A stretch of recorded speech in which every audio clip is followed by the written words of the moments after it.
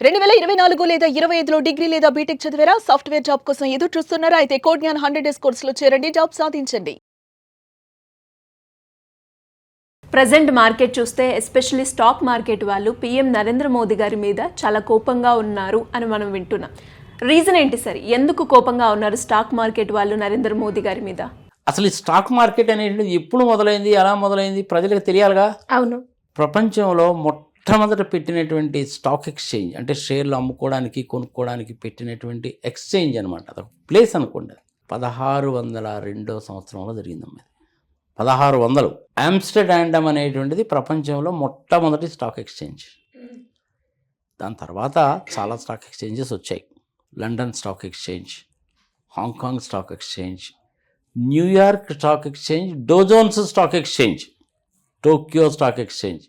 Almost ప్రతి దేశంలో కూడాను ఒక స్టాక్ ఎక్స్చేంజ్ ఉంటుంది, మినిమం ఒకటన్నా ఉంటుంది. మన ఇండియాలో 2 స్టాక్ ఎక్స్చేంజెస్ ఉన్నాయి. ఒకటి బాంబే స్టాక్ ఎక్స్చేంజ్, చాలా ఓల్డ్ది. అది ఎప్పుడో 1930sలోనే ఎప్పుడో పెట్టారు. మన దేశానికి స్వతంత్రం రాకముందు పెట్టారు. దాని తర్వాత ఎన్వైఎస్సి అంటారు, నేషనల్ స్టాక్ ఎక్స్చేంజ్. ఎన్వైఎస్సి కాదు, నేషనల్ స్టాక్ ఎక్స్చేంజ్, ఎన్ఎస్సి అంటారు. ఈ రెండింటిలో కూడాను షేర్స్ అమ్ముకోవడము కొనుక్కోవడం చేస్తుంటారు. సరే, దాన్ని మొత్తాన్ని కూడాను సెబీ వాళ్ళు కంట్రోల్ చేస్తుంటారు, ఆర్బీఐ వాళ్ళు కూడాను ఒక్కోసారి కంట్రోల్ చేస్తుంటారు. మెయిన్గా సెబీకి లింక్ ఉంటుంది. స్టాక్ ఎక్స్చేంజ్ని కంట్రోల్ చేయడం అనేటువంటిది వాళ్ళ చేతుల్లో ఉంటుంది. Stock exchange board of something, board of India అంటారు అన్నమాట. ఇది స్టాక్ ఎక్స్చేంజ్కి సంబంధించింది. షేర్లు అమ్ముకోవడము కొనుక్కోవడము. జనరల్గా మార్నింగ్ 9-9:30 మొదలవుతుంది, మధ్యాహ్నం 3:30 కల్లా క్లోజ్ అయిపోతుంది. బడ్జెట్ లాంటి టయాల్లో ఏంటంటే ఆదివారం అయినా కానీ స్టాక్ ఎక్స్చేంజ్ ఓపెన్ చేస్తారు.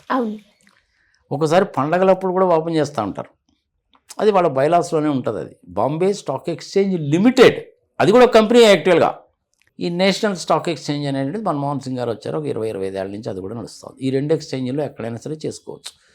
ప్రతి కంపెనీ కూడాను పబ్లిక్ ఇష్యూకి వెళ్ళి ప్రజల దగ్గర నుంచి కనుక డబ్బులు వసూలు చేస్తే వాటిల్లో లిస్టింగ్ చేసుకోవాలి. అదొక పెద్ద ప్రొసీజర్ అనుకో. మళ్ళీ ప్రాస్పెక్టస్ అని అదేని ఇదని సంఘ సమాచారం ఉంటాయి. ఇప్పుడు అవన్నీ ఎందుకు మనకి ఈ సందర్భంగా అనవసరం. మోడీ గారి మీద స్టాక్ ఎక్స్చేంజెస్ వాళ్ళు ఎందుకు కోపంగా ఉన్నారు? ఇదే కదా నీ ప్రశ్న. అసలు కోపంగా ఉండాల్సింది వాళ్ళు కాదు, మోడీ గారు వాళ్ళ మీద కోపంగా ఉండాలి, వాళ్ళు చేసేటువంటి పనులకి. రివర్స్లో ఉండాల్సినటువంటిది మీరు ఇటు చెప్తున్నారనమాట. అది I'm sorry to say this. Modi గారు ఏం చేశారు పాపం? మిమ్మల్ని షేర్లు అమ్ముకోవద్దు కొనుక్కోవద్దు అని చెప్పలేదే. మీ ఇష్టం వచ్చిన షేర్లు వాళ్ళు కోట్ చేసిన ధరకి కొనుక్కోండి, డిపి అకౌంట్ ఓపెన్ చేసుకోండి, మీకు లాభం వస్తే ఇన్కమ్ ట్యాక్స్లో డిస్క్లోజ్ చేయండి, ట్యాక్స్ కట్టండి. ఆయన చట్ట ప్రకారమే చెప్తున్నాడు. స్టాక్ ఎక్స్చేంజ్ వాళ్ళకి మోడీ గారి మీద కోపం ఎందుకు? దిక్కుమాలిన స్టేట్మెంట్ అది. వాళ్ళు బ్లాక్మెయిల్ చేయడం మొదలుపెట్టారండి. అదానీలు, అంబానీలు ఇట్లాంటి వాళ్ళు కొంతమంది, మొత్తం ఒక 10-15 మంది లక్షల్లో షేర్లు కొనేసి, వాళ్ళు ఇష్టం వచ్చినట్టు షేర్లు కొనేసి, మళ్ళీ ప్రాఫిట్ బుకింగ్ కోసం అని చెప్పి ఆ షేర్లు సేమ్ డేనే అమ్మేసి, వీళ్ళు ఎట్ట చేస్తారంటే 9 గంటలకి ఒక 10 లక్షల షేర్లు కొంటారమ్మా. 10 రూపాయలు కొన్నారనుకో, 9:10 కల్లా దాన్ని 110 రూపాయలు చేసేస్తారు. ఆ 10 రూపాయల లాభము ఈ 10 లక్షల షేర్ల మీద ₹1 కోటి వచ్చిందా లేదా వాడికి 10 నిమిషాల్లోనే. అలా చేస్తుంటారు అనమాట. ఇన్సైడర్ ట్రేడింగ్ కూడా జరుగుతుంటుంది. ఈ ఇన్సైడర్ ట్రేడింగ్ చేయకూడదు అని ఉంటుంది. షేర్ ప్రైస్ అనేటువంటిది 8% కంటే మించకూడదు అని చెప్పి రిస్ట్రిక్షన్స్ పెడుతుంటారు. ఎన్ని రిస్ట్రిక్షన్స్ పెట్టినా కానీ ఇది ఇలాగే జరుగుతూనే ఉంటుంది. Buying and selling of shares అంటే it is nothing but a sheer gambling. షేర్లు ఎందుకు పెరుగుతాయి, ఎందుకు తగ్గుతాయి అనేసి అంటే దానికి ఒక ఎకనామిక్ ప్రిన్సిపల్ అంటూ ఏముండదు. ఏ ఎకనామిక్ ప్రిన్సిపల్ దానికి పనిచేయదు. ఒక షేర్ ప్రైస్ పెరిగింది అంటే కనీసం ఒక 2-3 సంవత్సరాల పాటు ఆ కంపెనీకి సంబంధించిన ఫైనాన్షియల్స్ ఏంటి, టర్న్ ఓవర్ ఏంటి, ప్రోడక్ట్స్ ఏంటి, మార్కెట్ కెపాసిటీ ఏంటి, లాభం ఎంత వచ్చింది, ఎన్నిసార్లు డివిడెంట్ ఇచ్చారు, బోనస్ షేర్స్ ఏమైనా ఇచ్చారా, రైట్ షేర్స్ ఏమైనా ఇచ్చారా, ఇవన్నీ కూడా చూస్తే కనుక అప్పుడు ఆ కంపెనీ యొక్క షేర్లు పెరుగుతాయి. ₹5, ₹10, ₹100 పెరుగుతాయి. అది దానికి ప్రిన్సిపల్. అది కానీ ఆ ప్రిన్సిపల్స్ అన్నీ ఏవి కూడా ఇప్పుడు పనిచేయవు. 10 మందో 15 మందో లక్షల్లో షేర్లు కొనేసి వాళ్ళు కొంటున్నారు కదా అని చెప్పేది ఏమవుతుందంటే అది ₹10, ₹11, ₹12, ₹12.5, ₹12.75, ₹12.90 అలా పోతూ ఉంటుంది. పోతున్నప్పుడు ఏంటంటే ఓహో ఈ షేర్ ప్రైస్ పెరుగుతుంది కదా అని చెప్పి ఒక సామాన్య మానవుడు 100, 200, 500, 1000 కొంటారు. ఒక సామాన్య మానవుడు అనేది 1000-2000 కంటే కొనరమ్మా షేర్లు. అంత కెపాసిటీ ఉండదు వాళ్ళకి. అట్లాంటి వాళ్ళు కొన్ని లక్షల మంది ఉంటారు. ఈ 10-15 మంది అంతా కలిపి 1 కోటి షేర్లు కనుక కొంటే వీళ్ళందరూ కలిసి 10 కోట్ల షేర్లు కొంటారు, అన్ని కంపెనీలు కలిపి. వాళ్ళు ఏం చేస్తారు, ఆ కోటి షేర్లు ఆ 10-15 నిమిషాల్లో, ఆ రోజులోనో 2 రోజుల్లోనో మ్యాక్సిమం అమ్మేస్తారు మొత్తం. వీళ్ళు ఏమనుకుంటున్నారు, పాపం ఈ 10 కోట్ల మంది పెరుగుతుంది కదా అని ఇంకా కొనుక్కుంటారు. వాడేమో అమ్మడం మొదలు పెడతాడు. వాడు అమ్మడం మొదలు పెట్టేసరికి టక్మని 1 గంటలోనో 2 గంటల్లోనో అది ఏ 120-130 రూపాయలు ఉన్నటువంటిది ఒక్కసారి 90 రూపాయలకు వచ్చేస్తుంది. వాడికి ఏమో లాభం వస్తుంది, వీళ్ళకేమో నష్టం వస్తుంది. అందుకనే అనిల్ అంబానీ గారికి కరోనా టైంలో కూడాను గంటకు 90 కోట్లు వచ్చిందమ్మా. బా, మరి ఎట్టొచ్చింది? సరే, ఈ మార్కెట్ మొత్తం వాళ్ళ మీదనే డిపెండ్ అయి ఉంటుందా సార్? అంతే. మీకు ఇంకా ఒక విచిత్రం చెప్పనా, పల్లెటూళ్ళల్లో కూడా ఇవాళ రేపు షేర్ మార్కెట్ గురించి మంచి అవకాశం వచ్చింది. అందరు కూడా డిపి అకౌంట్స్ అవి ఉన్నాయి. స్కూళ్ళల్లో పనిచేసేటువంటి టీచర్లు, లెక్చరర్లు, బ్యాంక్స్లో పనిచేసేవాళ్ళు, ఇన్సూరెన్స్ కంపెనీలో పనిచేసేవాళ్ళు కూడా షేర్లు అమ్మడం కొనడం చేస్తుంటారు. నేను ప్రాక్టికల్గా చూశానమ్మా. టీచర్స్ చాలామంది ఈ షేర్లు కొనడం అమ్మడం చేస్తుంటారు. వాళ్ళకి ఒక క్లాసు చెప్పిన తర్వాత రెస్ట్ వస్తుంది, మళ్ళీ వాళ్ళు స్టాఫ్ రూమ్లో వచ్చి కూర్చుంటారు. అవును. ఆ స్టాఫ్ రూమ్లో వచ్చి కూర్చున్నప్పుడు వీళ్ళు చేసే పని ఏంటి, యాక్చువల్గా వాళ్ళు చేయాల్సిన పని ఏంటంటే నెక్స్ట్ ఏ క్లాస్కి అయితే వెళ్తున్నాడో ఆ క్లాస్లో ఏ పాఠం అయితే చెప్పాలో దానికి సంబంధించిన నోట్స్ రాసుకొని ప్రిపేర్ కావాలి. కానీ వీళ్ళు ఆ పని చేయరమ్మా. వీళ్ళు ఏం చేస్తారంటే ఈ స్టాక్ ఎక్స్చేంజ్ని చూస్తూ ఉంటారు అనమాట. బ్రోకర్లే చెప్తా ఉంటారు, ఇది అమ్మేసేయి, అది అమ్మేసేయి, 2 రూపాయలు వచ్చినా పర్లేదు, తీసేయి అని చెప్తుంటారు. వాళ్ళ పని అది. పల్లెటూళ్ళలో చాలా స్కూల్స్లో టీచర్స్ నేను వాళ్ళని చూశాను. షేర్ మార్కెట్ని గురించి మాట్లాడడం తప్పు కాదు, తప్పని చెప్పి నేను అనలా. చెయ్యాల్సిన పని చేయకుండా ఈ పని చేస్తుంటారు మా వాళ్ళు. 2 రూపాయలకి 3 రూపాయలకి వడ్డీలకి ఇచ్చి ఆ వడ్డీలు కలెక్ట్ చేసుకోవడం. రియల్ ఎస్టేట్ వ్యాపారం, ఇది ప్లాట్లు, ఓపెన్ ప్లాట్లు అమ్మడం. ప్రైవేట్ స్కూల్స్ వాళ్ళు వచ్చి వాళ్ళని అడిగినప్పుడు విద్యార్థులను చేర్పించినందుకు ఒక్కొక్క విద్యార్థికి 5,000 డబ్బులు ఇస్తారమ్మా. ఈ పనులు చేస్తుంటారు అన్నమాట చాలామంది టీచర్లు. బ్యాంక్స్లో పనిచేసేవాళ్ళు చేస్తుంటారు, ఎల్ఐసిలో పనిచేసేవాళ్ళు చేస్తుంటారు, ప్రైవేట్ కంపెనీ వాళ్ళు చేస్తుంటారు, గవర్నమెంట్ ఆఫీసులో పనిచేసే వాళ్ళు కూడా చేస్తుంటారు. కొనడము అమ్మడం అనేటువంటిది తప్పు కాదు, లీగలైజ్డ్, అది చట్ట భద్రత కూడా ఉంది దానికి. కానీ గ్యాంబ్లింగ్ అనేటువంటిది ఎక్కువ జరుగుతుంది. Share market is nothing but a sheer gambling. ఇప్పుడు ప్యాకెట్ ఆడుకునే వాళ్ళు ఉన్నారమ్మా, అది గ్యాంబ్లింగే. Share market గ్యాంబ్లింగే. భూములు అమ్మడము కొనడము కొంత రకంగా అది కూడా గ్యాంబ్లింగే. ఇప్పుడు బంగారము వెండి ఇది కూడా పెద్ద గ్యాంబ్లింగేగా, దాని మీద వీడియోలు చేసాంగా మనం. అవును సార్. గ్యాంబ్లింగ్కి చట్టభద్రత కల్పించడం అనేటువంటిది కరెక్టా తప్ప అంటే ప్రపంచవ్యాప్తంగా అందరూ చేస్తున్నారు కాబట్టి దాన్ని లీగలైజ్ చేశారు అన్ని దేశాల్లో కూడా. దానికి పెద్ద కంపెనీస్ యాక్ట్ అని, సెబీ యాక్ట్ అని, సంగతి సమాచారం చాలా ఉంటాయి. అంత డీప్గా మనం ఎందుకు వెళ్ళాలి? నేను టీచర్స్ని గురించే ఎందుకు చెప్పానంటే నేను చాలా స్కూల్స్లో చూశాను కాబట్టి అనమాట. That is one topic.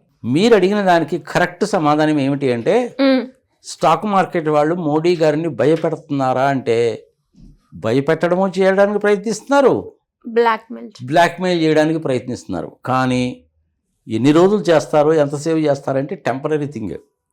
దేశ ప్రధాని స్టాక్ మార్కెట్లో ఉండే వాళ్ళు భయపడతాడమ్మా? మోడీ భయపడతాడా? ఫైనాన్స్ మినిస్టర్ నిర్మలా సీతారామన్ ఏమో భయపడుతుందేమో కానీ మోడీ భయపడ్డు. ఎందుకు భయపడతారు? భారత రాష్ట్రపతి గారిని దేశ ప్రధానికి ఈ పని తప్ప ఇంకేం పని బాట లేదమ్మా. వాళ్ళకి నిజంగానే చెప్పాలంటే వాళ్ళకి ఇది పోసుకోవడానికి టైం ఉండదమ్మా. రోజుకు 17 గంటలు 18 గంటలు పని చేస్తారు వాళ్ళు. ఆ ట్రంప్ గారు చేసేటువంటి పనులకి, చైనా వాడు చేసే పనులకి, పాకిస్తాన్ వాడు చేసే పనులకి, బడ్జెట్లో వచ్చేసిన దానికి, ఇండస్ట్రీ కోసం అని ట్యాక్స్లు వసూలు చేయడము, కేసులు పెట్టడం, బొచ్చడని పనులు ఉంటాయి వాళ్ళకి. స్టాక్ మార్కెట్ మోడీ గారిని బెదిరిస్తుందా? అంత సీన్ ఉంటుందా స్టాక్ మార్కెట్కి? ఎప్పుడు ఉండదు. ఇవన్నీ కూడాను దిక్కుమాలిన ప్రచారాలు తప్ప ఇంకేం కాదు. దయచేసి ఇలాంటి ఫేక్ న్యూస్ ఇవ్వకండి. మోడీ గారిని ట్రంప్ గారు అంతటి వాడే భయపెట్టలేకపోయాడు. ఏం భయపెడతాడు? 50% ట్యాక్స్ వేస్తాను, అది చేస్తాను, ఇది చేస్తాను, రష్యా వాళ్ళ దగ్గర నుంచి ఆయిల్ కొంటే నీ ఎంత చూస్తాను అన్నాడు. ఏం చేశాడు చివరికి? మళ్ళీ రివర్స్ వచ్చి ఇప్పుడు బాబాబు నువ్వు నేను ఇద్దరు మంచి ఫ్రెండ్స్మే 18% వేస్తానులే అన్నాడు. ఒప్పుకున్నాడా లేదా? ట్రంప్ అంతటి వాడికే లొంగనటువంటి మనిషి, ఒప్పుకునేటువంటి మనిషి, కాళ్ళబేరానికి తీసుకొచ్చినటువంటి వ్యక్తి భారత ప్రధాని నరేంద్ర మోడీ గారు స్టాక్ మార్కెట్ వాళ్ళు వేసేటువంటి కుప్పిగంతులకు భయపడతాడా? స్టాక్ మార్కెట్ వాళ్ళు ఏమన్నా బ్లాక్మెయిల్ చేయడం ఏందమ్మా? బ్లాక్మెయిల్ చేస్తుంది వాళ్ళు కాదు, స్టాక్ ఎక్స్చేంజ్లో ఉండేటువంటి ఆపరేటర్లు దేశంలో ఉన్న ఇన్వెస్టర్స్ని బ్లాక్మెయిల్ చేస్తున్నారు, దేశ ప్రధాని కాదు. అక్కడ లింక్ ఎట్టబెట్టారంటే ప్రజల్ని బ్లాక్మెయిల్ చేస్తున్నారు కాబట్టి దేశ ప్రధానిని బ్లాక్మెయిల్ చేసినట్టే, అది దాని అర్థం. అంతకంటే ఏం లేదు. మంచి కంపెనీల షేర్లు కొనుక్కోండి, ఉంచుకోండి. Say for example Infosys, Cognizant technologies, Satyam Mahindra, Tata. Hindustan Lever, Tata గ్రూప్కి సంబంధించినవి, బిర్లా గ్రూప్కి సంబంధించినవి ఏ కంపెనీ అయినా సరే కావచ్చు. అది టీసీఎస్ కానీ, టాటా పవర్ కానీ, టాటా ఎక్స్పోర్ట్స్ కానీ, టాటా టీ కానీ, టాటా వాళ్ళకి సంబంధించిన హోటల్స్ కానీ, టాటా కెమికల్స్ కానీ, ఏవైనా సరే కాక స్టడీగా పెరుగుతాయి. స్టాక్ మార్కెట్లో ఉండేటువంటి ఇన్సైడర్స్ ఇంకొకళ్ళు కూడా ఆ షేర్స్ని ఏమీ చేయలేరు, అంత స్టాండర్డ్గా ఉంటాయి. రోజు రోజుకి అభివృద్ధి చెందుతారు, స్టడీగా ఉంటారు, ఇన్వెస్టర్స్ని మోసం చేయరు, ట్రస్ట్ వర్తీ, డివిడెంట్ ఇస్తారు, బ్రాండ్ ఇమేజ్ ఉంటుంది, గ్లోబల్గా ఉంటారు, నీతిగా, నిజాయితీగా, న్యాయంగా, ధర్మంగా, పద్ధతిగా ఉంటారు. Even Birla group of companies కూడా అలాగే ఉంటారు. బిర్లా గ్రూప్ ఆఫ్ కంపెనీస్ మొత్తం కూడా ఇప్పుడు మెజారిటీ ఆఫ్ ద పర్సన్ ఎవరయ్యా అంటే ఆదిత్య కుమార్ మంగళం బిర్లా, చార్టర్డ్ అకౌంటెంట్. ఆయన కూడా నాలాగే ఆయన కూడా చార్టర్డ్ అకౌంటెంట్. పర్సనల్గా నేను ఆయన కలిశాను, ఎలాంటి వ్యక్తితో చూశాను. మనకి ఆంధ్ర సిమెంట్స్ అని ఉండేది ఇంతకుముందు, ఇప్పుడు సాగర్ సిమెంట్స్ అయిందనుకోండి. అది ఈ సాగర్ సిమెంట్స్ వాళ్ళు కొనుక్కోవడానికి ముందు దాన్ని వేరే వాళ్ళు చేతుల్లో ఉండేది. అది వాళ్ళు అమ్మేయడానికి సిద్ధపడ్డారు. అమ్మేయడానికి సిద్ధపడ్డప్పుడు ఆ విషయం అయ్యి వర్కర్స్, ఎంప్లాయీస్కి 1.5 years జీతాలు ఇవ్వలేదు. వాళ్ళకి పిఎఫ్ లేదు, జీతం లేదు, పాడు పచ్చిబదులు ఏది లేదు. వాళ్ళకి కష్టాల్లో ఉన్నారు, ఇబ్బందుల్లో ఉన్నారని వాళ్ళు నన్ను వచ్చి ఒకసారి రిక్వెస్ట్ చేసినప్పుడు అది వేరే వాళ్ళకి అమ్మేటువంటి ప్రయత్నంలో నేను కనీసం ఒక 10 సార్లు ఢిల్లీ వెళ్ళి ఉంటాను. ఇప్పుడు సాగర్ సిమెంట్స్ వాళ్ళు కొనుక్కున్నారు. ఆ సందర్భంగా ఆదిత్య కుమార్ మంగళం బిర్లా గారిని నేను కలవడం జరిగింది. పాపం నేను హోటల్లో ఉంటే ఆయనే హోటల్ కారు పంపించారు. 15-20 నిమిషాలు ఆయన ఆఫీస్లోనే కూర్చొని మాట్లాడాను. ఇట్లా ఆంధ్ర సిమెంట్స్ అనే పరిస్థితి ఈ విధంగా ఉందండి, మీరు తీసుకుంటే బాగుంటుందని అనుకుంటాను. మంచి ఎక్సలెంట్ మైన్స్ ఉన్నాయండి వాళ్ళకి, 75-76% లైమ్ కంటెంట్ ఉన్న మైన్స్ ఉన్నాయి. ఇంకొక 300 సంవత్సరాల దాకా మైన్స్ సరిపోతాయి. ప్లాంట్ ఉంది, ల్యాండ్ ఉంది, క్వార్టర్స్ ఉన్నాయి, కోజనరేషన్ పవర్ కూడా చేసుకోవచ్చు 110 మెగావాట్ల వరకు. వాళ్ళకి దానికి కూడా పర్మిషన్ వచ్చింది. వాటర్ ప్రాబ్లం లేదండి, కృష్ణానది నుంచి వాటర్ కూడా తీసుకోవచ్చు, మీరు తీసుకోండి అంటే దాని కెపాసిటీ ఎంత అండి అని అడిగాడు ఆయన. I think it's around 2.5 million or 3 million tons per annum అంటే అనుకుంటానండి అని చెప్పాను నేను. Mister Reddy, we are searching for a plant in South India, cement plant, but less than 5 million tons per annum not economically feasible for us. So you tell me some plant which has the 5 million capacity. Sir, I am very thankful to you. I will try my level best to see whether any such kind of plant is there. But however అయినప్పటికీ కూడాను దీన్ని మీరు expand చేసుకోవచ్చండి, plenty of mines ఉన్నాయి కాబట్టి expand చేసుకోవచ్చండి, మీరు ఇప్పుడున్న దాన్ని 5 million tonsకి తీసుకెళ్ళొచ్చు, మీరు ఆలోచించండి సార్ ఒకసారి అని చెప్పాను నేను.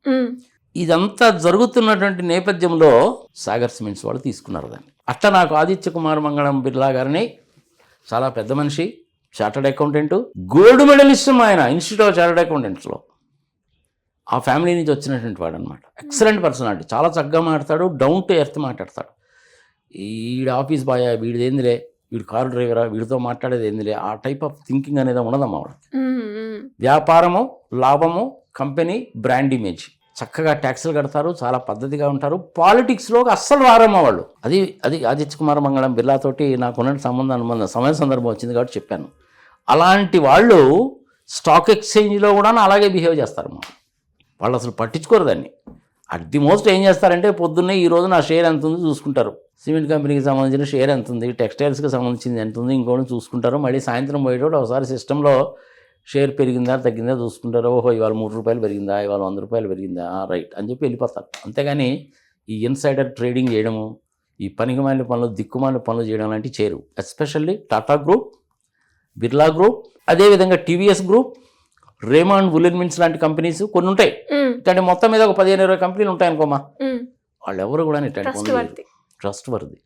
నేనేం చెప్తానంటే టాటాస్కి సంబంధించిన ఏ కంపెనీ షేర్ అయినా కొనుక్కోండి, బిర్లా కంపెనీకి సంబంధించింది ఏదైనా కొనుక్కోండి.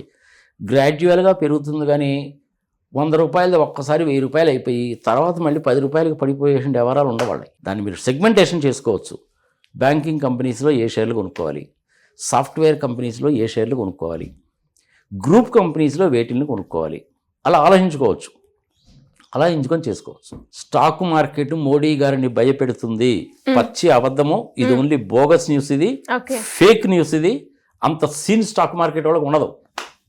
షేర్ హోల్డర్లను భయపెట్టడానికి కోసం అని చెప్పి వాళ్ళు చేసే పనులకి ఈ షేర్ హోల్డర్లు అందరూ కూడాను మోడీ గారు ప్రధానమంత్రిగా ఉన్నటువంటి ఆయన ఆధ్వర్యంలో ఉన్నారు కాబట్టి ఆయన్ని డైరెక్ట్గా అనలేక వీళ్ళని ఏమీ చేయలేక వీళ్ళని భయపెట్టడానికి అసలు మోడీ గారి పేరు చెప్తారనమాట.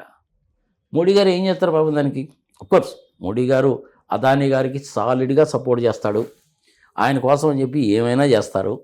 అట్లనే అనిల్ అంబానీని ఆయనతో పాటు ఫ్రాన్స్ కూడా తీసుకెళ్ళాడు. రాహుల్ విధానాలకు సంబంధించింది ఉంటాయి, ఇట్లాంటివి ఒకటో రెండో ఉంటాయి. ఒకసారి తప్పదు పాపం వాళ్ళకు కూడా. నా పొలిటికల్ ప్రెషర్స్ అనేటువంటిది ఆ సీట్లో కూర్చున్నోడికి తెలుస్తుంది కానీ మామూలుడికి ఏం తెలుస్తుంది? ఎందుకంటే వాళ్ళు ఎలక్షన్లో డబ్బులు ఇస్తారుగా. టాటాసు బిర్లాస్ కూడా ఎలక్షన్లో డబ్బులు ఇస్తారమ్మా. కానీ వాళ్ళు ఏం చేస్తారంటే అన్ని పార్టీలకి ఇస్తారు, అన్ని పార్టీలకు ఇస్తారు. తెలుగుదేశం పార్టీకి ఇస్తారు, వైఎస్ఆర్సీపీకి ఇస్తారు, కమ్యూనిస్ట్ పార్టీకి ఇస్తారు, మమతా బెనర్జీకి ఇస్తారు, స్టాలిన్కి ఇస్తారు, అందరికీ ఇస్తారు. అధికారంలో ఉన్నటువంటి వాళ్ళకి 10 కోట్లు ఇస్తే అధికారంలో లేనటువంటి వాళ్ళకి ఒక 2 కోట్లు 3 కోట్లు ఇస్తారు. కాంగ్రెస్ వాళ్ళకి కూడా ఇస్తారు వాళ్ళు. ఇది నైజం. ఇది ఒక్క ఇండియాలోనే కాదు, ప్రపంచవ్యాప్తంగా ఉంటుంది. ఓకే, సరే మన మోడీ గారు ఏదో గోల్డ్ బాండ్స్ అన్నాడు, అదన్నాడు, ఇదన్నాడు, సంగతి సమాచారం సుప్రీంకోర్టు వాళ్ళు దాన్ని కొట్టేశారు. వ్యవహారం that is a different thing. ఈ సమయ సందర్భం వచ్చింది కాబట్టి నేను అది కూడా చెప్తున్నాను. అది కూడా తప్పుడు పని, ఆ విధంగా చేసి ఉండకూడదు. బీజేపీ వాళ్ళది ఒకప్పుడు ఢిల్లీలో ఆఫీస్ చూస్తే ఏంది ఇది బీజేపీ వాళ్ళ ఆఫీస్ అని అనిపించింది నాకే, నేను చూసినప్పుడు. ఇప్పుడు నువ్వు ఢిల్లీ వెళ్ళి బీజేపీ వాళ్ళ ఆఫీస్ చూస్తే అది 5 స్టార్ హోటల్ లాగా ఉంటుంది. మరి డబ్బులు ఎన్ని నుంచి వచ్చినాయి? నేను డొనేషన్ ఇచ్చినవి ఎంత ఉంటాయి? నేను కనుక బీజేపీ వాళ్ళకి డొనేషన్ కనుక ఇస్తే ఒక 500, 1000, ఒక 2000 ఇస్తాను. బట్ కంపెనీస్ వాళ్ళు అటు కాదుగా. మొన్న ఈ మధ్య టాటా వాళ్ళు కూడా 750 కోట్లు ఇచ్చారుగా. దేనికి? సెమీ కండక్టర్ ప్లాంట్ పెట్టుకోవడానికి మోడీ గవర్నమెంట్ చాలా ఇన్సెంటివ్స్ ఇచ్చింది, ఇన్వెస్ట్మెంట్ కూడా ఇచ్చింది, బడ్జెట్లో కూడా అలొకేట్ చేశారు. అవును, సెమీ కండక్టర్ ప్లాంట్ ఇండియాలో పెట్టడం అనేది భారతదేశానికి మంచిది, దేశ అభివృద్ధి చాలా మంచిది. దానికి మోడీ గారు ఇన్సెంటివ్స్ ఇచ్చారు, అది కూడా మంచిదే. కానీ వీళ్ళు 750 కోట్ల రూపాయలు ఇచ్చారు, పొలిటికల్ ఫండ్ కింద ఇచ్చారు. జనరల్గా టాటాస్ ఇప్పుడు ఆ పని చేయరు, నాకే ఆశ్చర్యం వేసింది. మరి ఒక్కసారి తప్పదు, మరి ఏం చేస్తాం? మరి సస్టైనబిలిటీ ఉండాలి కదా వ్యాపారంలో. అందుకని స్టాక్ మార్కెట్ వాళ్ళు, స్టాక్ ఎక్స్చేంజెస్ వాళ్ళు ప్రధానమంత్రిని భయపెడుతున్నారు, బ్లాక్మెయిల్ చేస్తున్నారు. శుద్ధ అబద్ధం, ఫేక్ న్యూస్. నమ్మకండి ఇట్టంటే అని. ఇదేమా స్టాక్ మార్కెట్స్కి సంబంధించింది. కొనుక్కునేటప్పుడు షేర్లు అప్పులు చేసి కొనమాకండి. మీ దగ్గర ఉన్నటువంటి డబ్బుల్ని పొదుపుగానే పెట్టుకోండి, లాంగ్ టర్మ్ను దృష్టిలో పెట్టుకోండి.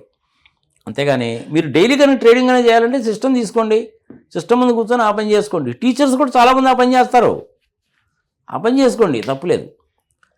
లీగలైజ్డ్ థింగ్ కాబట్టి, అది చట్ట భద్రత ఉంది కాబట్టి లీగల్గా చేసుకోండి. మీరు అమ్ముకోవచ్చు, కొనుక్కోవచ్చు, తప్పులేదు. పెద్ద వాళ్ళు చేసే పని ఏంటంటే ఫారెన్ ఇన్స్టిట్యూషనల్ ఇన్వెస్టర్స్ అని ఉంటారమ్మా. వాళ్ళంతా ఏం చేస్తారంటే ఇండియాకి డబ్బులు తీసుకొచ్చి అదే పనికి షేర్లు కొని ఆ 10 రూపాయలు ఉన్న షేర్ని 200 రూపాయలు తీసుకుపోతారు. మన్నాంటి వాళ్ళు ఏం చేస్తారంటే ఇదేదో బాగానే ఉంది కదా మనం కూడా కొనుక్కుంటాం. వన్ ఫైన్ మార్నింగ్ ఏం చేస్తారంటే 1 గంటలోనో 2 గంటలోనో ఒక రోజులో మొత్తం అమ్మేస్తారమ్మా. వాడు ప్రాఫిట్ బుకింగ్ అంటారు దాన్ని. వాళ్ళు డబ్బులు తీసుకుంటారు, వెళ్ళిపోతారు. అందుకని మనకు ఫారిన్ కరెన్సీ ఎక్స్చేంజ్ రిజర్వ్స్ అనేటువంటి తగ్గడానికి కారణం ఏంటంటే ఆ ఫారెన్ ఇన్స్టిట్యూషనల్ ఇన్వెస్టర్స్ వాళ్ళు అంతకుముందు కొన్న షేర్లన్నీ ఏకదమ్మని అమ్మేశారు, మొత్తం డాలర్లు వచ్చినాయి, పట్టుకుపోయారు. వాడికి లాభం. వాడిని చూసి మనం కనుక అదే పని చేస్తే మన గ్యారంటీకి నష్టాలు వస్తాయి. చాలా కేర్ఫుల్గా ఉండాలి. షేర్ మార్కెట్ అనేటువంటిది గ్యాంబ్లింగ్. బంగారం కొనుక్కోవడము, అమ్ముకోవడం అనేటువంటిది గ్యాంబ్లింగ్. ఈ 2 విషయాలు కూడా గుర్తుపెట్టుకోండి. వీళ్ళందరూ కూడా ఒక రకంగా చెప్పాలంటే ఏంటంటే మాఫియాలు అన్నమాట. వీళ్ళందరినీ కూడా మాఫియాలు అంటారు. ఒకప్పుడు మనకు మాఫియా అంటే బాగా తెలిసిందేంటి? మత్తు పదార్థాలు అమ్మేటువంటి వాడు, డ్రగ్స్, దాన్ని డ్రగ్ మాఫియా అనేవాళ్ళు. ఇప్పటికి కూడా అది ఉంది ప్రపంచవ్యాప్తంగా. దాని తర్వాత వచ్చిన మాఫియా ఏంటి? Pharmaceutical mafia. దాని తర్వాత వచ్చిన మాఫియా ఏంటి? Land mafia. దాని తర్వాత వచ్చిన మాఫియా ఏంది? Forest mafia. దాని తర్వాత వచ్చింది ఆయిల్ మాఫియా, ఆయుధాల మాఫియా, ఫైనాన్షియల్ మాఫియా. ఆ ఫైనాన్షియల్ మాఫియా వాళ్ళు చేసిన పని మూలకంగానే $10 ట్రిలియన్ సామాన్య మానవులు నష్టపోయారు ప్రపంచవ్యాప్తంగా. అది కూడా ఒక పెద్ద మాఫియా. ఇప్పుడు ఆయుధాలు అమ్మడం అనేటువంటిది పెద్ద మాఫియా. ఫ్యూచర్లో రాబోయేటువంటి పెద్ద మాఫియా ఏందయ్యా అంటే ఇన్ఫర్మేషన్ మాఫియా. ఇన్ఫర్మేషన్ కూడా అమ్ముకుంటారమ్మా. ఇప్పుడు మనం షాపుల దగ్గరికి వాటి దగ్గరికి వెళ్ళినప్పుడు ఏం చేస్తారంటే ఒక చిన్న స్లిప్ మీద మీ పేరు ఏంటి సార్, మీ సెల్ నెంబర్ ఏంటి సార్ అని అడుగుతారు. మనం ఇస్తాము. వాడు ఆ సెల్ నెంబర్ ఏమైతుంది? మన సెల్ నెంబరు ఆధార్ కార్డుకి లింక్ అయి ఉంటుంది, ఆధార్ కార్డు ప్యాన్కి లింక్ అయి ఉంటుంది, ఆ ప్యాన్ అనేది మన ఫైనాన్షియల్ ఇన్ఫర్మేషన్ లింక్ అయి ఉంటుంది. ఆ ఇన్ఫర్మేషన్ అంతా వాడి దగ్గర ఉంటుంది. రోజు ఫోన్లు చేస్తుంటారు, మేము ఆ లోన్ ఇస్తామండి, ఓపెన్ ప్లాట్లు ఉన్నాయండి, విల్లాలు ఉన్నాయండి, పాడు పచ్చిబద్దలండి. వీళ్ళు ఒక పెద్ద మాఫియా, ఇన్ఫర్మేషన్ మాఫియా. ఫ్యూచర్లో రాబోయేటువంటి మాఫియా ఏంది అంటే మ్మ్.